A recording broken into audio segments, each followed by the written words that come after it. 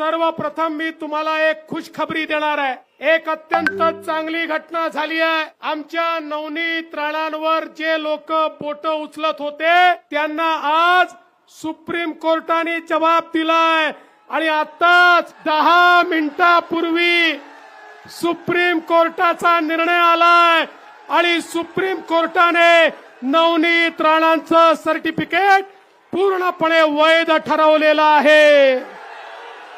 Supreme कोर्टामध्ये 80 वर्षापूर्वीचे 300 document मांडण्यात आले होते आणि ते डॉक्युमेंट वैध ठरवून सर्वोच्च न्यायालयाने सांगितलं की नवनीत राणांना दिलेलं जे सर्टिफिकेट आहे ते योग्य आहे, ते खरं आहे आणि सत्याचा विजय झालेला आहे। आणि जे लोक पोपटासारखे बोलत होते त्यांच्या थोबाडात झापड बसलेली आहे।